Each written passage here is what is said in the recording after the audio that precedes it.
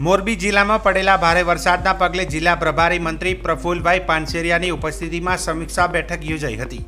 જિલ્લા કલેક્ટર કચેરીના સભાખંડમાં પાનસેરિયાએ ઉચ્ચ અધિકારીઓ સાથે જિલ્લાની પરિસ્થિતિ અંગે ચર્ચા વિચારણા કરી હતી। જિલ્લામાં પડેલા વરસાદ, ડેમની સ્થિતિ, બચાવ કામગીરી, વીજ પુરવઠો સહિતની વિગતો મેળવી જરૂરી સમીક્ષા કરી હતી। હવામાન આગાહી અનુસાર આવતીકાલે પણ મોરબી જિલ્લો રેડ એલર્ટમાં છે, ત્યારે સ્થળાંતર તથા જાનમાલની સલામતી સહિતના મુદ્દાઓ પર ખાસ ભાર મૂકવા પાનસેરિયાએ તાકીદ કરી હતી। રોડ તૂટવાના કારણે વાહન વ્યવહાર ખોરવાય તેવું હોય તો ત્યાં યુદ્ધના ધોરણે સમારકામ કરાવવા માટે પણ સૂચના આપવામાં આવી હતી। પાણી ઉતર્યા બાદ મોરબી શહેર સહિત સમગ્ર જિલ્લામાં સ્વચ્છતા ઉપર ખાસ ભાર મૂકવામાં આવે અને દવા છંટકાવ, ગટરની સાફ સફાઈ અને પાણીના નિકાલ સહિતની બાબતો અંગે આયોજન કરવા પણ વહીવટી તંત્રને સૂચનાઓ આપી હતી।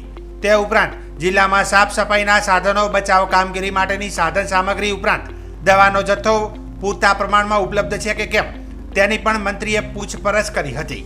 આ બેઠકમાં જિલ્લા પ્રભારી સચિવ મનીષા ચંદ્રા, સાંસદ ચંદુભાઈ સિહોરા, ધારાસભ્ય કાંતિભાઈ અમૃતિયા, દુર્લભજીભાઈ દેથરિયા, પ્રકાશભાઈ વરમોરા, કલેક્ટર કેબી ઝવેરી, જિલ્લા વિકાસ અધિકારી જેએસ પ્રજાપતિ, જિલ્લા પોલીસ અધિક્ષક રાહુલ ત્રિપાઠી, નિવાસી અધિક કલેક્ટર એસજે ખાચર સહિત ઉચ્ચ અધિકારીઓ ઉપસ્થિત રહ્યા હતા। આજે સરકાર દ્વારા જે બે ટીમ અહીંયા ઓલરેડી કાર્યરત છે, એના દ્વારા એનડીઆરએફની ટીમ છે ને એસડીઆરએફની ટીમ છે। આજે આર્મીની પણ 60 જણાના જવાનો સાથેની ટીમ સ્ટેન્ડ બાય મોરબીમાં રહેશે।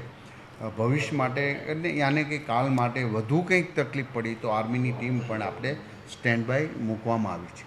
કેટલા લોકો જિલ્લામાં ફસાયેલા છે અને શું કામગીરી કરવામાં આવી? જિલ્લાની અંદર અત્યાર સુધીમાં જે ગંભીર આમ કહેવાય ને આમ રિસ્ક રીતે જે જીવનના સામે પડકાર ઝીલીને બચાવવા માટેનો જે પ્રયાસ એવા 21 લોકોનો આપણે રેસ્ક્યુ કરીને આમ બચાવ કામગીરીએ અમને બચાવવાનો પ્રયાસ કર્યો છે અને એ સંપૂર્ણપણે સુરક્ષિત છે। પાણી ઉતરે કારણ કે એ બીજો કોઈ એનો રસ્તો જ નથી।